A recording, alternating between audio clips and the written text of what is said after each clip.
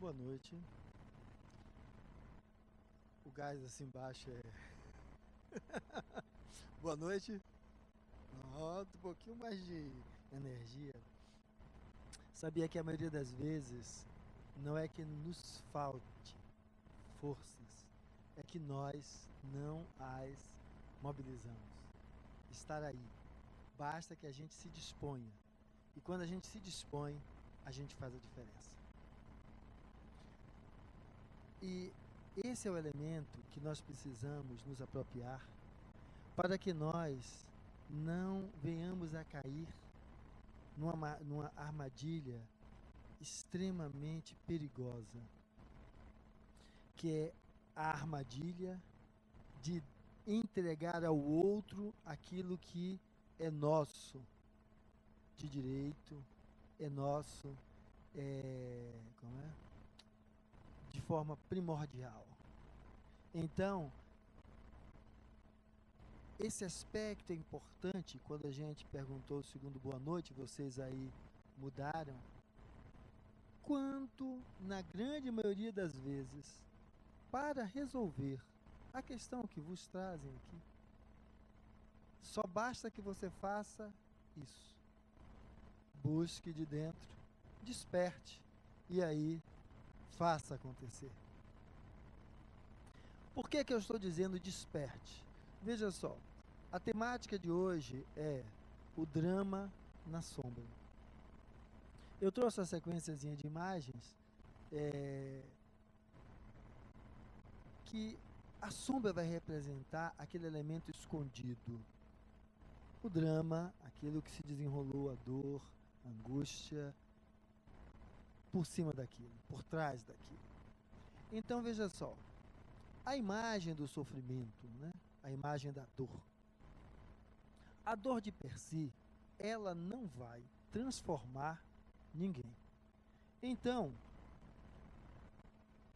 uma das primeiras coisas que eu gostaria de trazer é que mudássemos um pouco o nosso modus operandi, a nossa forma de atuar no mundo. Porque veja só, nós ainda vivemos com base em uma trilogia chamada crime, culpa e castigo.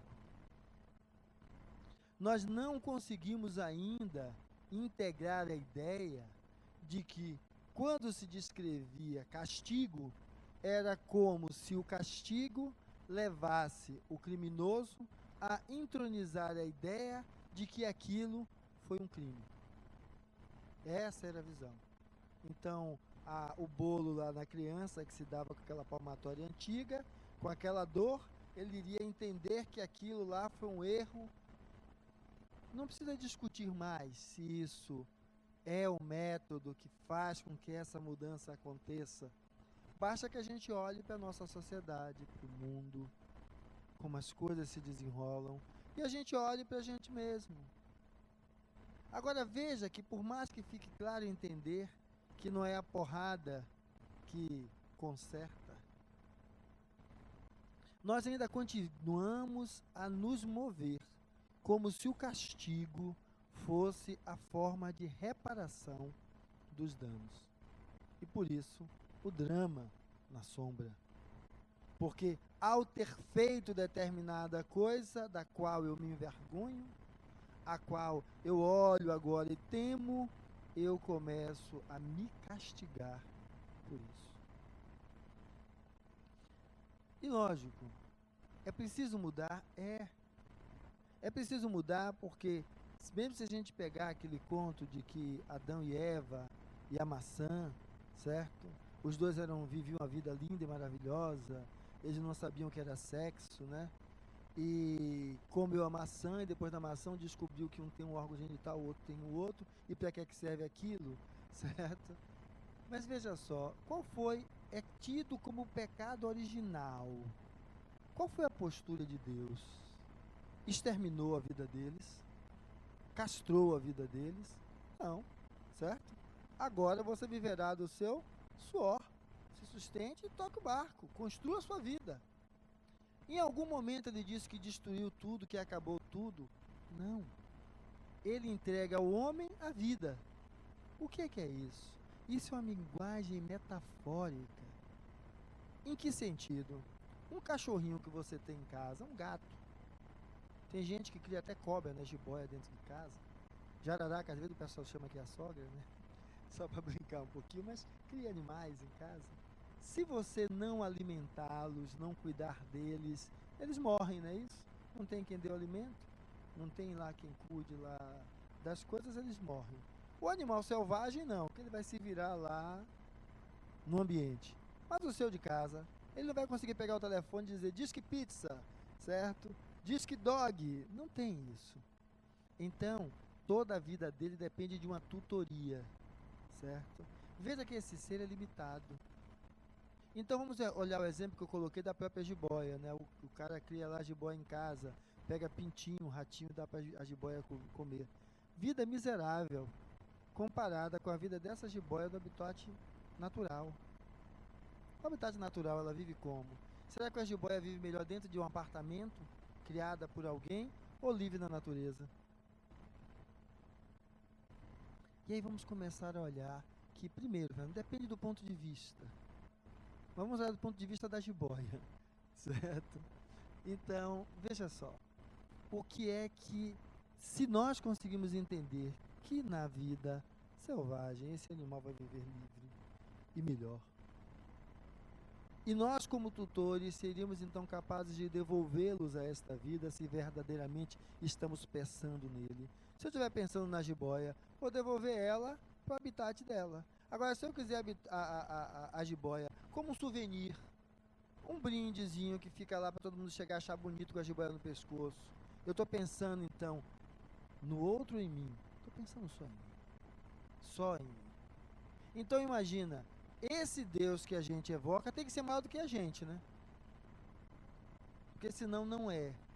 Então, quando estamos falando de Deus, a gente usa o superlativo, algo além da gente para tentar explicá-lo.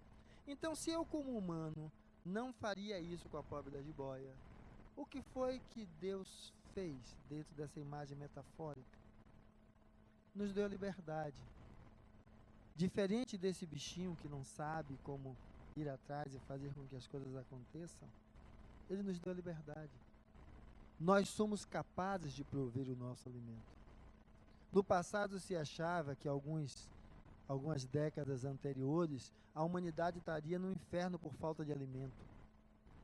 Ou como você vê, as previsões, nenhuma delas funcionam, porque o homem é capaz de transformar a natureza a partir de seus interesses.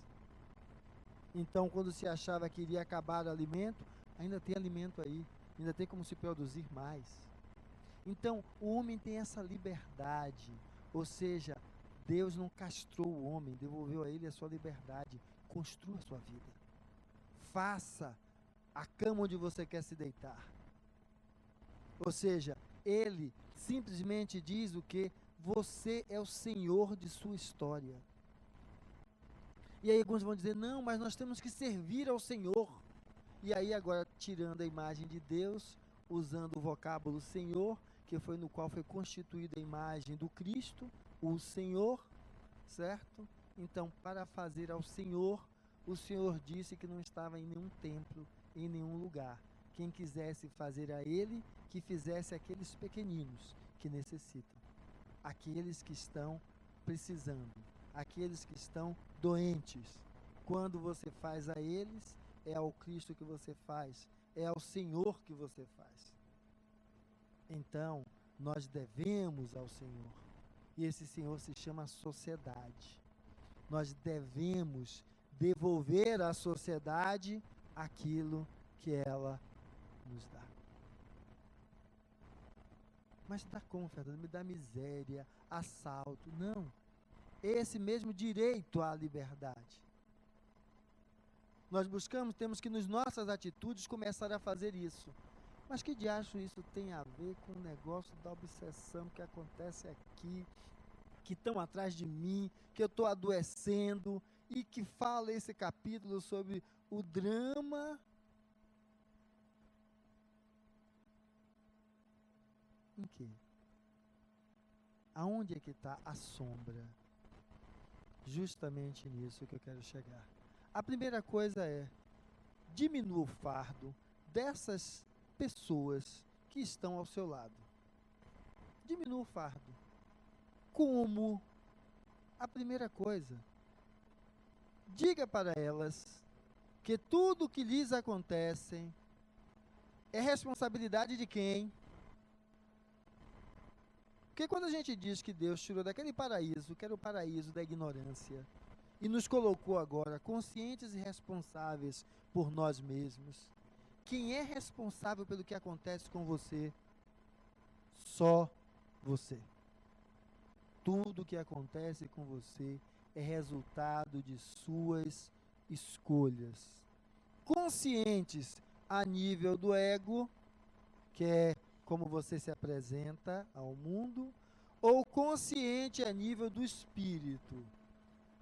O que é isso, Fernando? É que para a gente estar aqui, prestes a uma reunião de desobsessão, que se dá pela interação de desencarnados conosco, e estamos entendendo que a vida continua. Então estamos entendendo que nós não somos esse corpo, estamos nesse corpo. Como já habitamos outros, iremos habitar outros ainda. Então estamos entendendo que existe algo além desse corpo. E esse corpo, e por que isso é importante? Para a gente entender que quando a gente nasce, é como se fosse o hard drive zerado, ou seja, não tem lembrança de nada, está vazio, certo?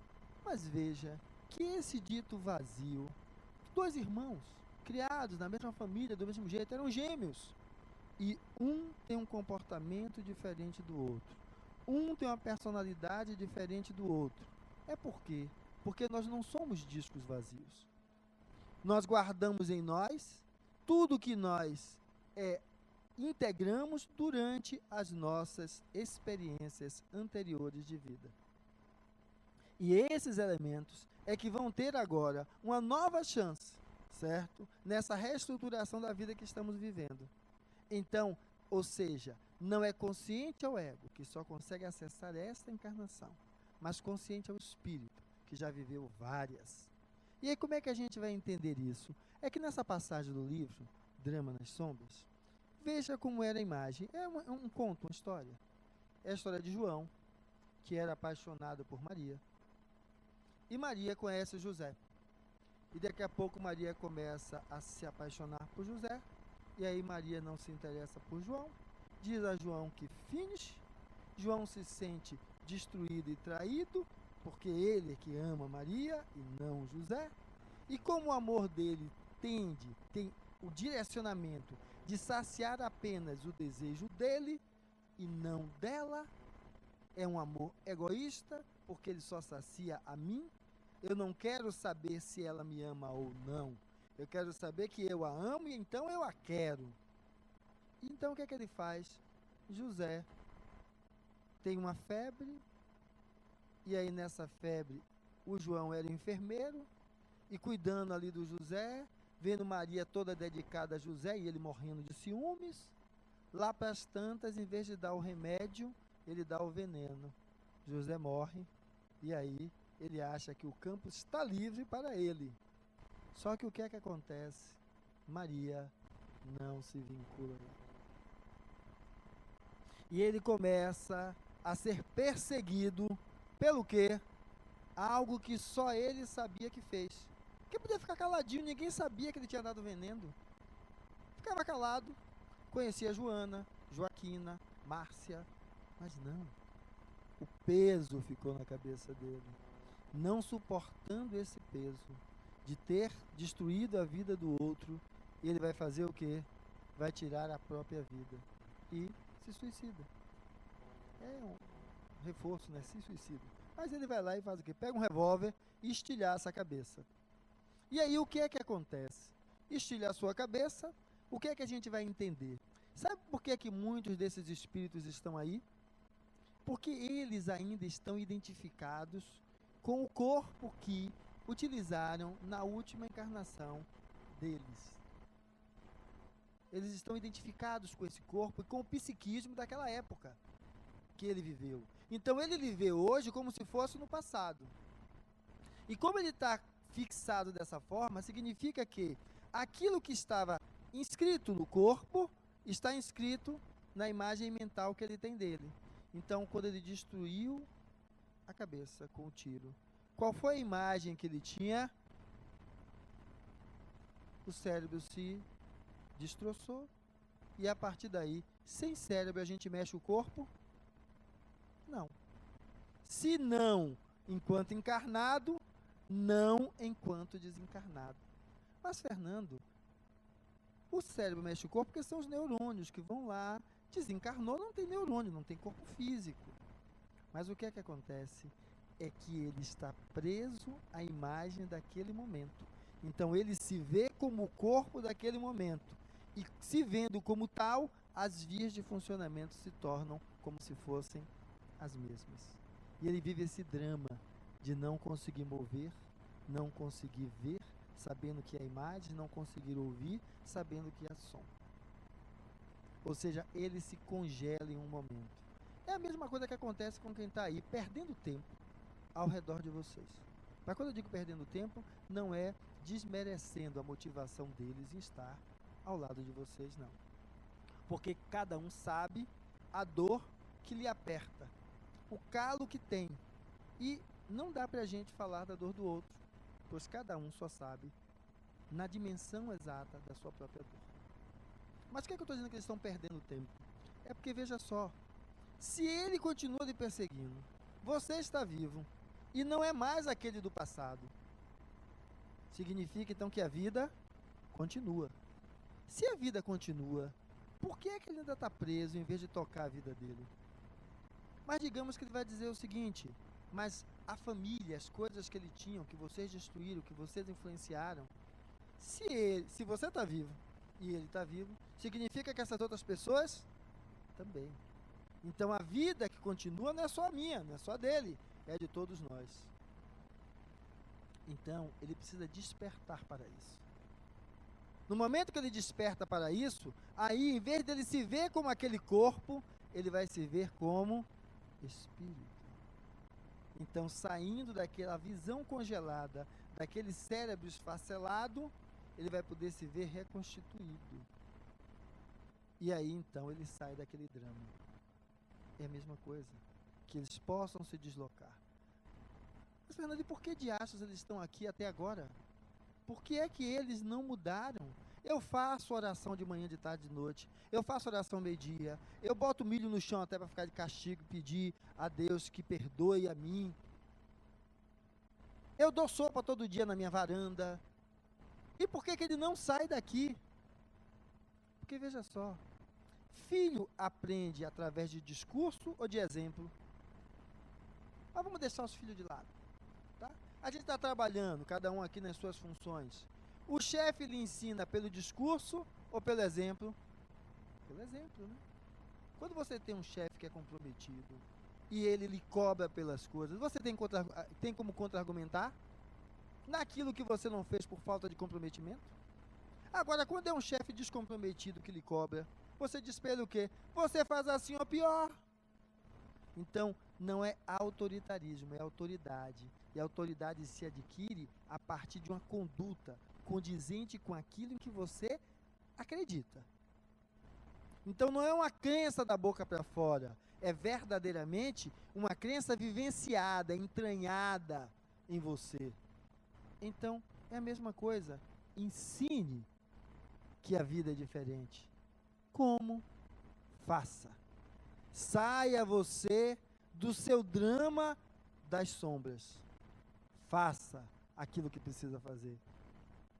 Eu gosto muito de imagens, talvez eu nem passe as que estão aí todas, né? Porque eu estou nas palavras criando imagens mentais para que vocês possam associar as coisas. Mas eu gosto porque assim, eu adoro desenho animado. Sou capaz de ficar horas vendo lá desenho animado, né? E tem um filmezinho passando agora, Snoopy. Eu fui ontem com minhas filhas. Assisti à noite. E a história do cãozinho tem uma imaginação extremamente fértil e de um personagem chamado Charlie Brown, que todo mundo chicana dele, né? Então, essa é a história. Só que quando o filme vai se desenrolando, ele tem atitudes fantásticas. Na hora que se esperava, que era o quê? Que ele pudesse se favorecer de algo que não era dele, ele faz a diferença. Na hora que ele tem que decidir entre o que vai brilhar mais, o que ele quer só para si, ou que o outro também precisa, ele faz a escolha pelo outro. Então eu acho fantástico isso.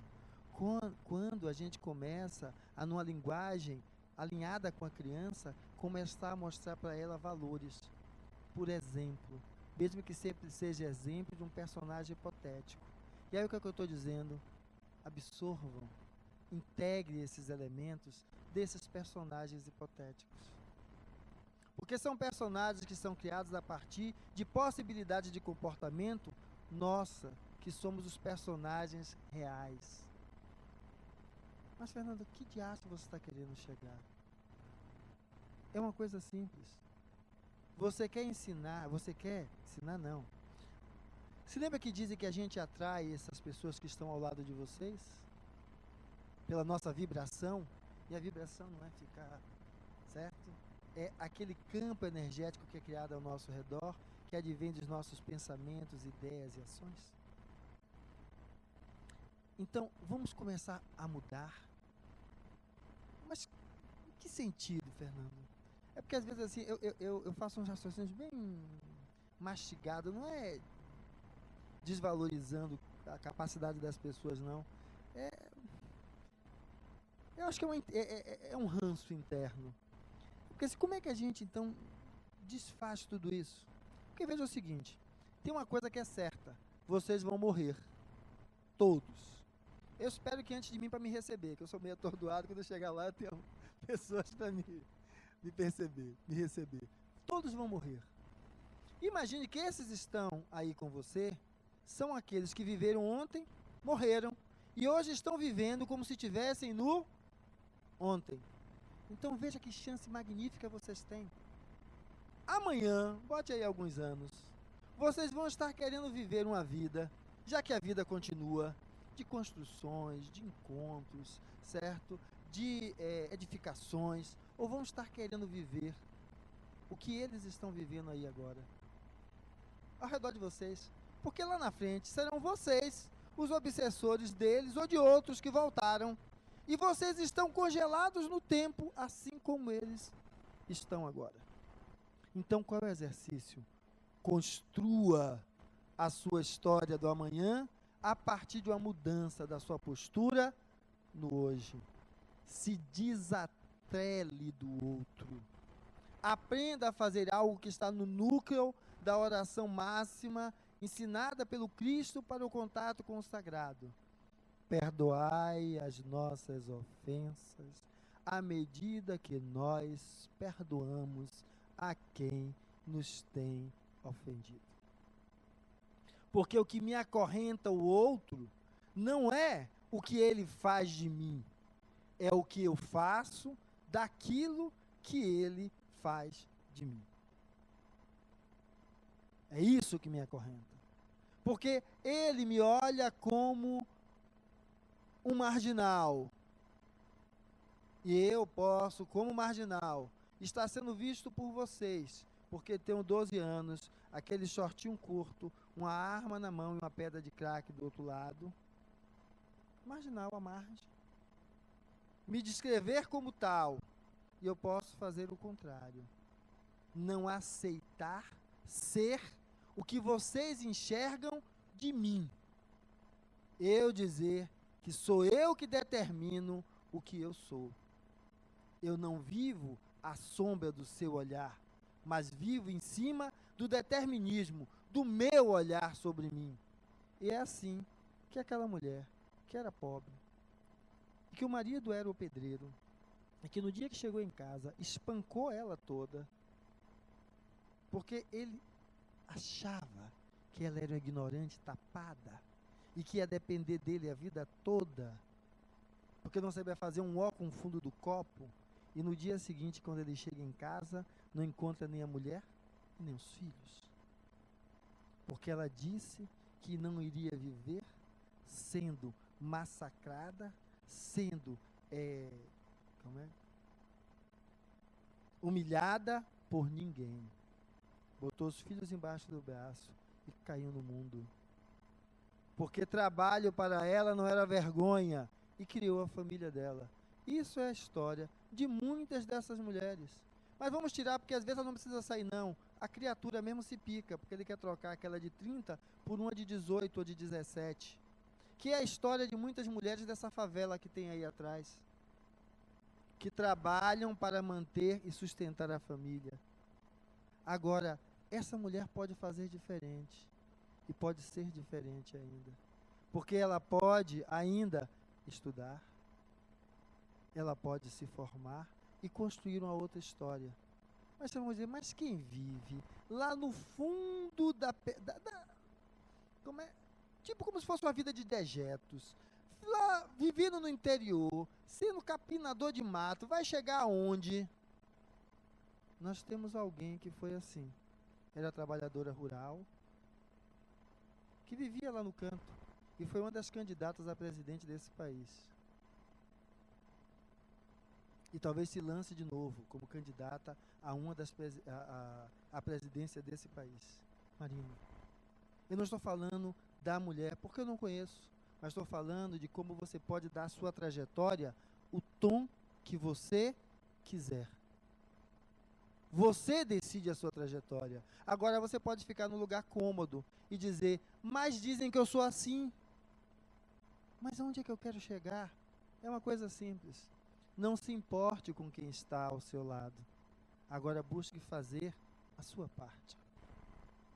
Veja como é que você está atuando com os seus filhos, com o seu parceiro, com os seus amigos, no seu trabalho, e veja o que você está fazendo. Veja se você está nessa atuação sendo coerente com perdoai-vos uns aos outros, assim como nós perdoamos. Qual é a coerência que você está buscando na vida? Porque às vezes nós estamos esperando a pílula mágica. É o que vai entrar aqui, vai receber um passe, vai baixar o caboclo e tudo vai estar resolvido. Eu até gostaria que fosse assim também. Eu ia querer uma pílulazinha. Mas felizmente não é. Então hoje a gente pode estar aqui falando do outro que nos persegue, para daqui a alguns anos sermos o perseguidor do outro, que aqui também, ou em outra casa, se encontrará.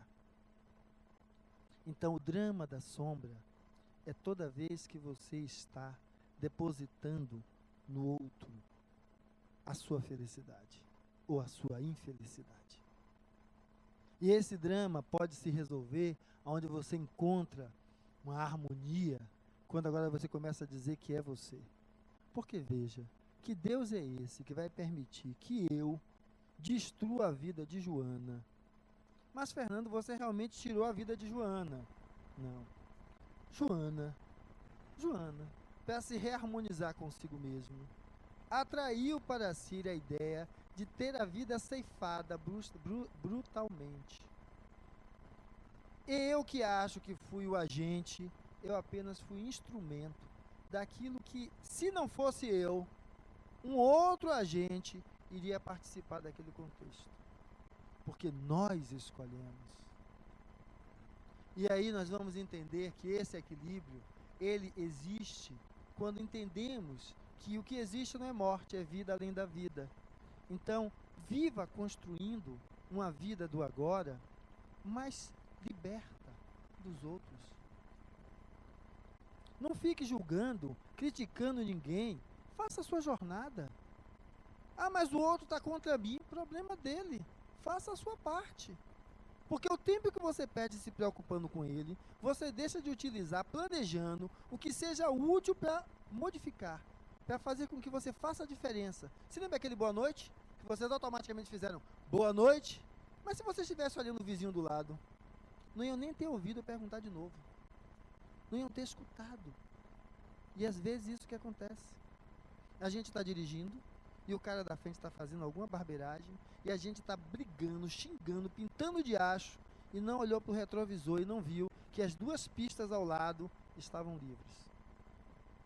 Ou seja, bastava a gente desviar e seguir em frente. E a gente fica preso ali atrás, fazendo e dizendo múltiplos impropérios. Então, entender que a vida continua, que a vida vai além, é entender que esse equilíbrio é possível, aqui e lá. Mas por que entender isso, Fernando? É que imagine, amanhã você pode não acordar. Aquele aneurisma que você não sabe rompeu na cabeça e você não acordou. O coração infartou, você não acordou. Uma arritmia e você não acordou. Só que quem não acorda é o corpo, porque o espírito está desperto. E aí, quando ele sabe que isso é um fato, ele é capaz de entender. Então, ele não vai ficar preso a nada, nem a ninguém. Mas, Fernando, eu amo minha família e tudo. Sim, se eu entendo que é isso, e eu desencarnei aos 50 com a filha de 10, eu vou buscar essa harmonia. Para fazer o quê? Orar por ela. Para onde quer que eu esteja, eu posso estar emanando para ela pensamentos positivos. Eu posso estar vibrando, certo? Em harmonia para com ela. E aí sim é o equilíbrio. Agora, se eu desencarno e eu quero estar do lado dela, protegendo ela, é equilíbrio? Não, é desequilíbrio. É um desequilibrado querendo ajudar o outro. Que é às vezes o papel de alguns que estão junto de vocês também. Entes queridos que partiram e acham que estão cuidando e não entendem que não é possível cuidar quando eu também estou doente. Mas está doente por quê, Fernando? Porque ainda está aqui. Espírito come, faz xixi. Não. O espírito não precisa disso porque ele não tem corpo físico. Ele só acha que precisa disso enquanto ele está preso a essa dimensão do corpo físico. Quando ele vai entendendo que não, acabou, porque o espírito não precisa disso.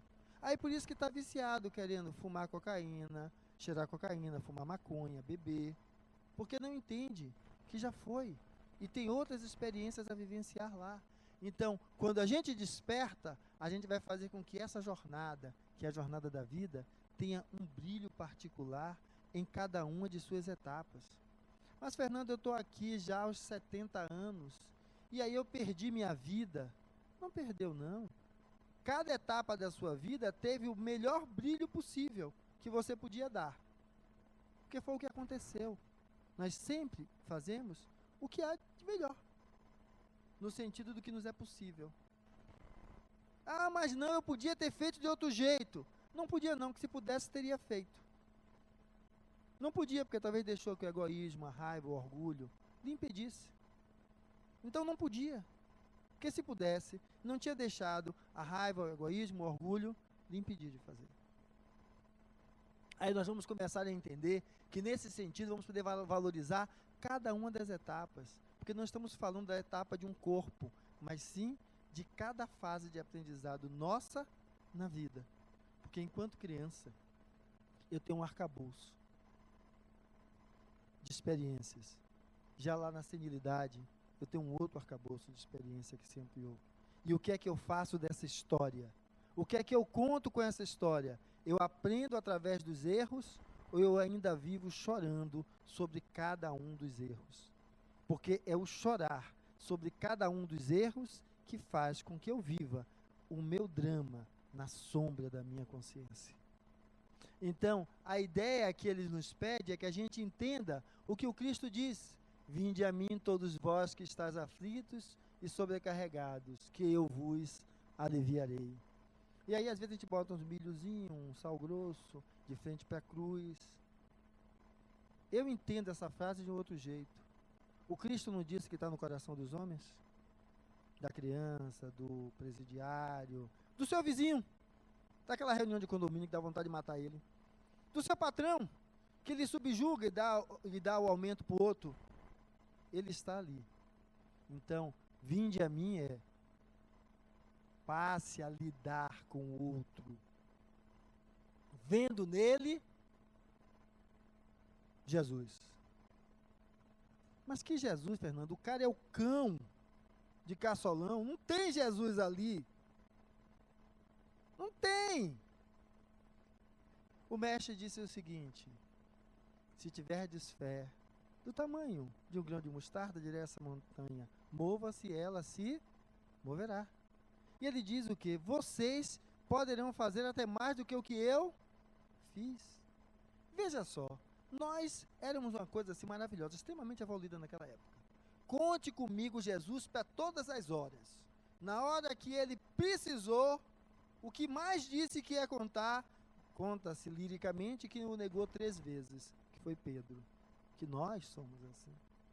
A essa laia de gente, ele disse que podia ser melhor do que ele. Então por que é que seu patrão, você não consegue enxergar isso? Sabe o que é? É enxergar a potencialidade humana que existe nele. E aí você entenderá que cada um de nós temos um momento de despertar. Só não chegou ainda o momento dele. E se você perder tempo preso a ele, você vai ser aquele trabalhador que passa 20 anos naquele mesmo emprego, falando mal do chefe, que nunca lhe dá a possibilidade de você, ganhar um aumento, de você ganhar um outro cargo dentro da empresa, aonde você podia ter deixado o chefe para lá, ter estudado, ido para outra empresa, para outro lugar, e estar numa posição até melhor do que a dele. Então, toda vez que você se fixa em alguém, você está igual a esse que está ao seu lado. Deixe o outro livre, porque quando você deixa o outro livre, você dá asas, não é o outro, é você. Porque quando você se amarra ao outro, quem está preso é você, não é o outro. E aí nós, entendendo isso, vamos começar a perceber que, quando a gente não faz isso, a gente fica igual essa imagem, toda fragmentada, todo cheio de pedaços. Porque a gente é assim, gato escaldado tem medo de água fria. E aí o seguinte, se eu já me envolvi, amei, mas tomei porrada, não vou fazer mais de novo. Confiei em fulano e não fez, eu já não faço de novo. Aí a gente vira essa imagem, cheia de falhas, cheia de buracos. Não, Fernando, mas você sabe, a vida é assim, né? A gente tem medo. É o motivo pelo que quem está do seu lado está do mesmo jeito. Alguém esburacado, cheio de pedaços, e que acha que você é o responsável pela falta de um desses pedaços da vida dele. Enquanto que o responsável por isso não é você, é ele mesmo. Então, isso nos convida a entender que não adianta nem estar fragmentado, nem estar congelado, porque é o que a gente faz, certo? Quando eu falei aquela história do emprego que fica ali, ou então, ao contrário, da relação a dois, que faz o seguinte: o marido não presta, ou a mulher não presta, e aí fica naquela relação a vida inteira, não busca e não muda e não transforma nada. Alguns se separam só da boca para fora, porque na realidade, o que é que acontece? Você deve estar com o seu parceiro e com a sua família, mas você deve estar em tudo isso sem deixar de ser quem? Você. Então, às vezes, da única pessoa que você se separa é a única que de fato lhe define de você. Então, você é uma serviçal para todos, porque você se vê como serviçal. Você não entende aquela passagem do Cristo que diz: eu não vim trazer a paz, mas vim trazer a espada. A espada que separa pai de filho, irmão de irmão, mãe de filho. Que espada é essa? É isso. Se você está imbuído desse movimento do amor, do perdão, por que você tem que se deixar ser contaminado pela energia do outro, seja ele seu marido, seu filho, seu pai, sua mãe, o que quer que seja? É essa separação que a gente vai chamar de individuação. Seja você mesmo. Não seja o que o outro diz de você. Não seja o que o outro planejou para você. Seja você mesmo. Mas, Fernando, meus pais planejaram lá que eu fosse médico. E eu sou médico, como eles queriam. Eles queriam, você comprou a ideia, mas agora diga e assuma que você transformou em seu o desejo que era do outro. E agora, o que é que você quer fazer? Porque sempre é hora de recomeçar. A partir de agora, a fazer uma nova trajetória, uma nova história. E aí a gente sai dessa situação. Aonde a gente vai mudar o rumo da nossa relação. Ficando nela ou saindo dela. Porque alguns vão achar que mudar o rumo é se separar. Se separa de corpos, mas continua psiquicamente ligado do mesmo jeito. Quando vê, aquela coisa assim está passando ali. Aquele coisa assim ali cruzou a minha frente.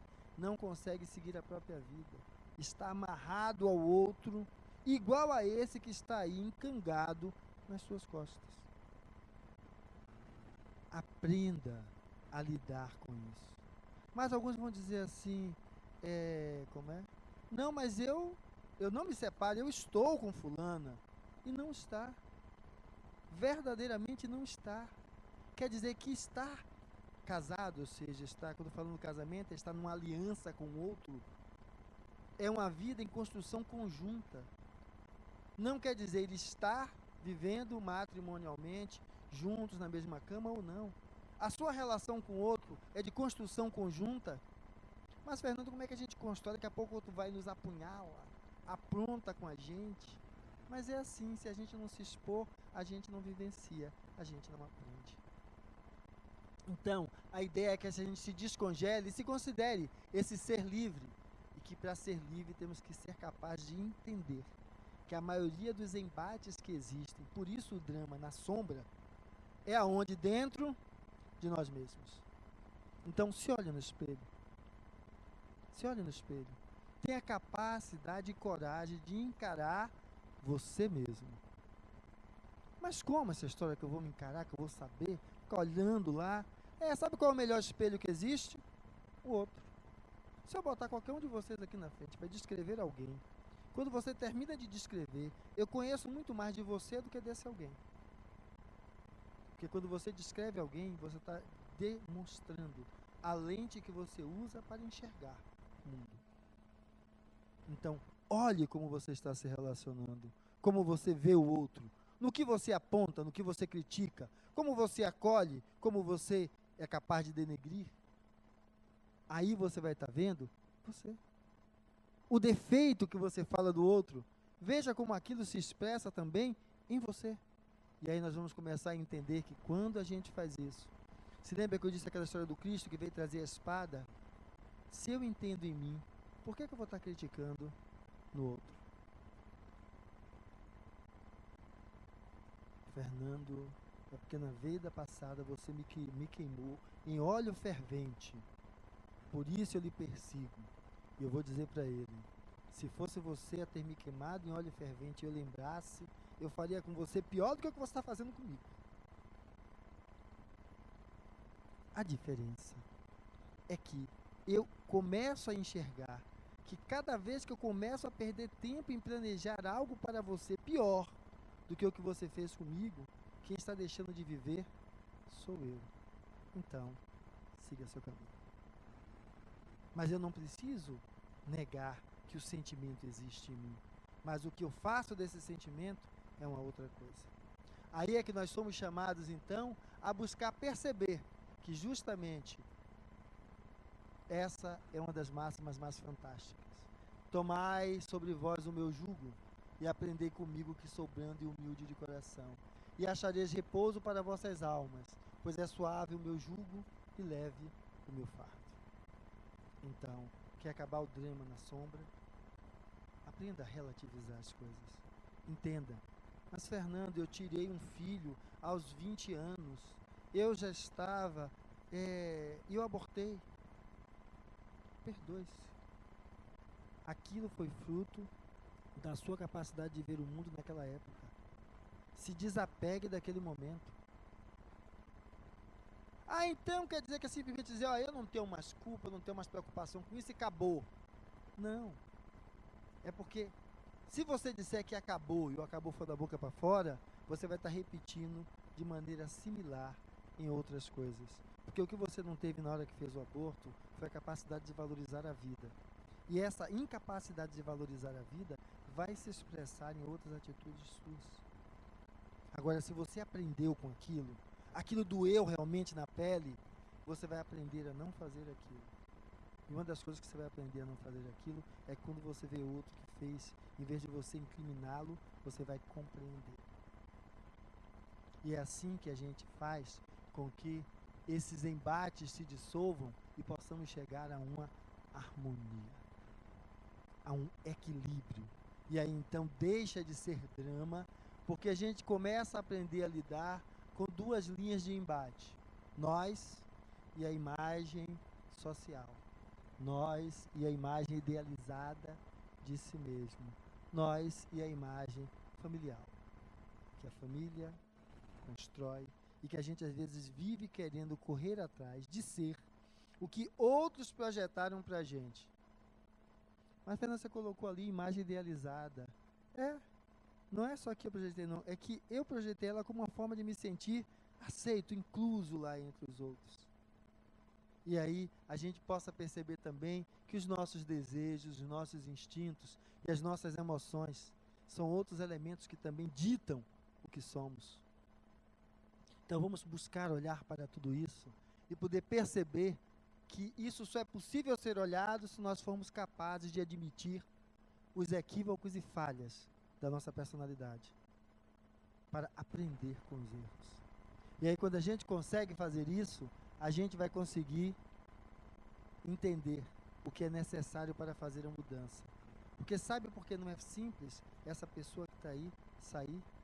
É porque toda vez que a gente precisa sair de um condicionamento, temos que fazer sacrifícios pessoais para que essa transformação, essa mudança ocorra.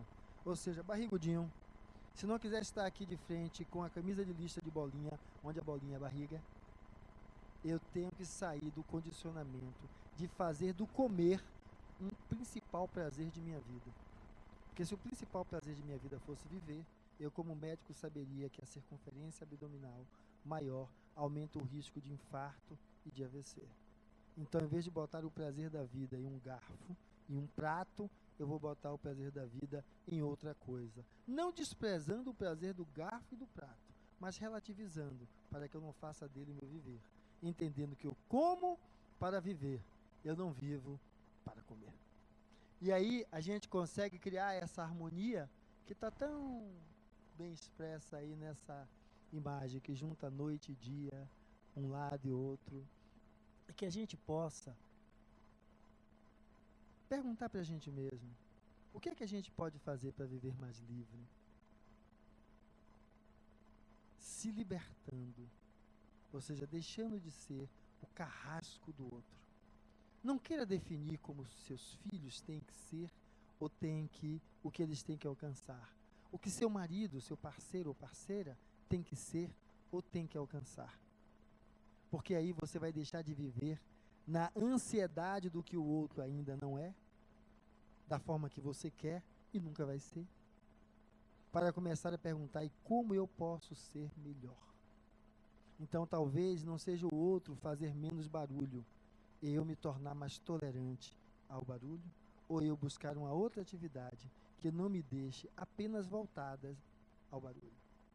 Então, sempre tem saídas. Qual é a fórmula? Eu não sei, porque o homem lá de cima também não sabe. Por isso que quando a gente comeu a bendita da maçã para chamar vocês mulheres de culpadas de tudo, ele simplesmente disse: vai, anda, agora você vai viver do seu suor.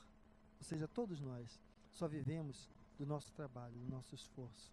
Então, quer transformar, quer fazer a diferença, deixe de acreditar em um Jesus crucificado, enxergue ele no outro. Deixe de acreditar num Deus que vai fazer com que você entre naquela sala, receba um passe, fique curado.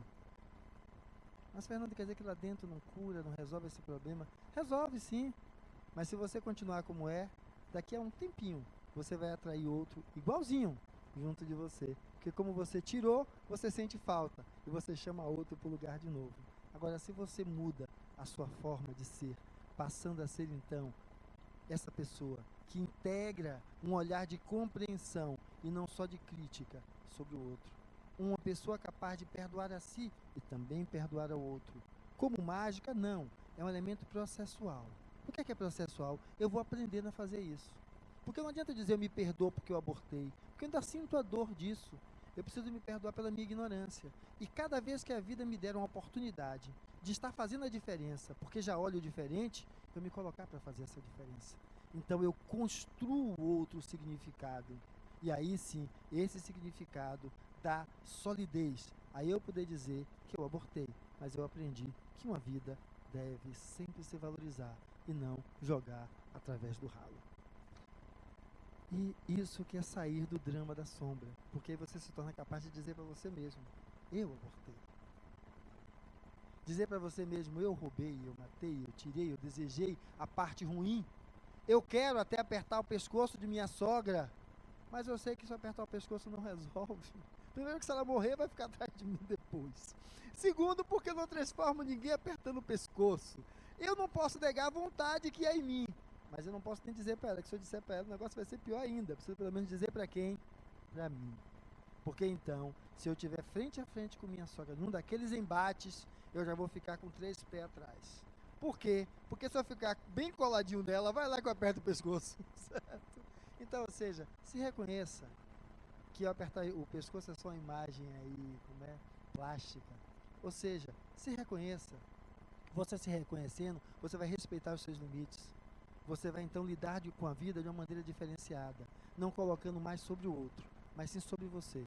E se é você que faz o que você quer com você, escolha fazer uma coisa muito legal. Escolha ser livre.